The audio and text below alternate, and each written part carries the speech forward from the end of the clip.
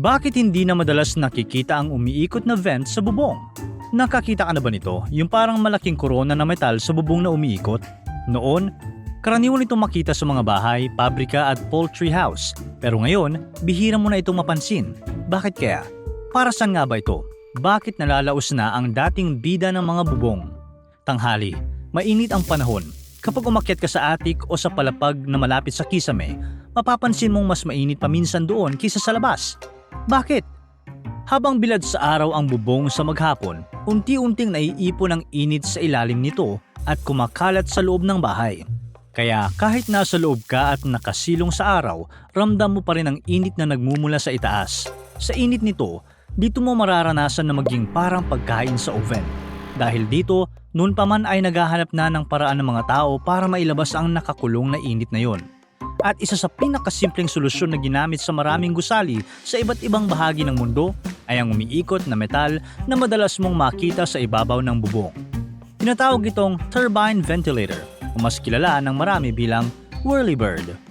Bagamat mukhang modernong imbensyon, mahigit 100 years na ang nakalipas nang unang mabuo ang turbine ventilator. Noong 1910, isang English engineer na si Samuel Ewart ang nagpapatent ng disenyo nito. Simple lang ang konsepto, mailabas ang nakakulong na init sa loob ng mga gusali gamit ang natural na paggalaw ng hangin nang hindi gumagamit ng kuryente, gasolina o motor. Dahil simple, matibay at hindi mahal gamitin, mabilis itong kumalat sa mga pabrika, bodega, bukid at maging sa mga bahay sa iba't ibang bahagi ng mundo. Ganito to gumagana. Kapag tirik ang araw, umiinit ang bubong at naiipon ng mainit na hangin sa ilalim nito. Kapag may umihip na hangin, nagsisimulang umikot ang turbine ventilator sa ibabaw ng bubong. Ang pag-ikot na ito ang tumutulong para mahila palabas ang mainit na hangin. Habang nangyayari ito, may mas preskong hangin namang pumapasok mula sa labas. Ngayon, mas maayos ang pagdaloy ng hangin at hindi gaanong naiipon ng init sa ilalim ng bubong. At ang pinakamaganda, hangin lang ang nagpapatakbo rito. Marahil simple lang ang disenyo nito, pero naging napaka-popular ng whirlybird sa mga bansang tulad ng USA at Australia.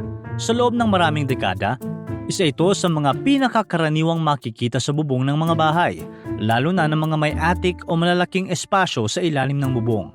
Sa mga bansang gaya ng Pilipinas, Indonesia, Malaysia at Vietnam, ginagamit din ang whirlybird pero mas madalas itong makita sa mga pabrika, bodega, poultry house at iba pang malalaking building.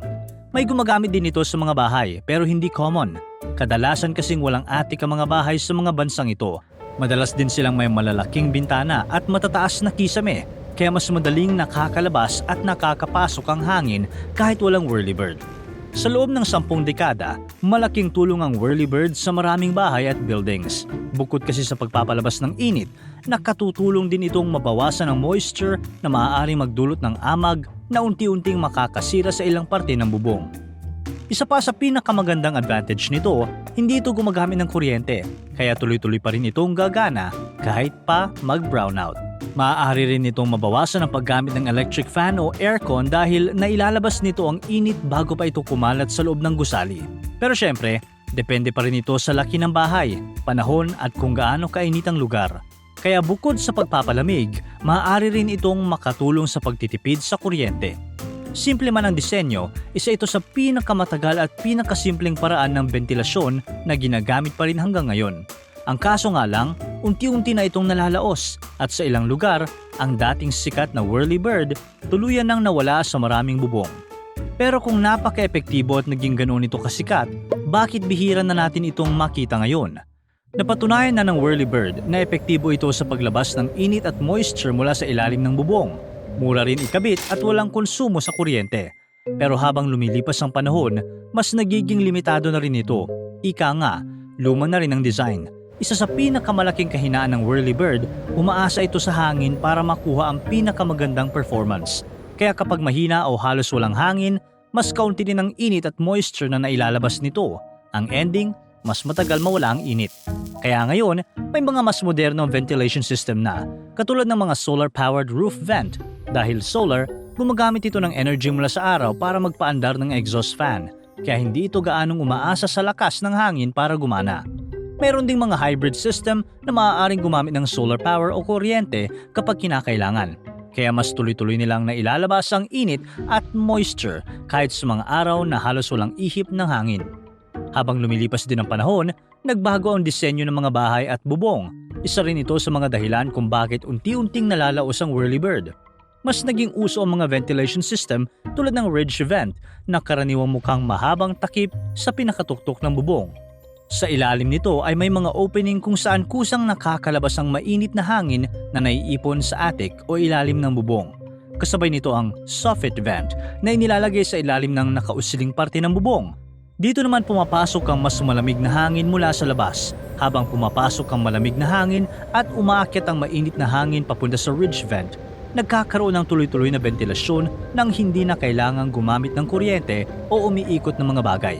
Kaya di tulad ng whirlybird, nakatago ang mga ito sa mismong disenyo ng bubong kaya halos hindi napapansin sa labas. Dahil sa mas malinis at modernong itsura, mas madalas na itong gamitin sa mga bagong bahay ngayon. Pero bago pa magtampo ang whirlybird, hindi lang naman ito nabawasan ng paggamit dahil may mas modern alternatives. Sa mga bansang may winter, nagiging problema to kasi ang whirlybird hindi kadalasang nasasara. Kapag malamig ang panahon, baliktad naman ang epekto nito. Sa halip na mapanatili ang init, maaari nitong ilabas ang init na kailangan sa attic o roof space. Dahil hindi ito maaaring patayin, mas mabilis lumalamig ang bahay at mas napapadala sa paggamit ng heater. Maaari ring maapektuhan ang pag-ikot ng whirlybird kapag may naipong yelo o makapal na snow sa bubong. Kapag nangyari ito, nababawasan ang ventilasyon at mas mabilis na masisira ang bearings at iba pang moving parts nito. Kaya pagdating ng tag-init, maaaring hindi na ito kasing effective sa pagpapalabas ng init. Pero kahit hindi winter, maaari ring pumasok ang alikabok, dahon at iba pang dumi sa mekanismo nito. Kapag hindi nalinis o nalagyan ng lubricant ang mga moving parts, maaari itong umingay, bumagal ang ikot o tuluyang masira. Dahil palagi rin itong nakabilad sa araw, ulan at malalakas na hangin, maaari itong kalawangin o masira pagkalipas ng maraming taon. Kung gusto mong mapahaba ang effectivity nito, kailangan mo itong linisin at i-maintain na kadalasan hassle.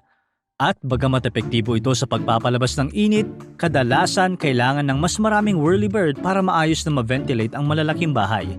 Kaya syempre, dahil may mas modernong mga ventilation system na rin, mas maraming may-ari ng bahay ang mas piniling gamitin ang mga ito. Habang gumaganda rin ang insulation at mga materyales ng mga modernong bahay, mas kaunting init na ang naiipon sa ilalim ng bubong. At syempre, mas naging common na rin ang paggamit ng aircon. Dahil sa mga inverter at mas matitipid na models, mas naging abot kaya na itong gamitin para sa maraming bahay.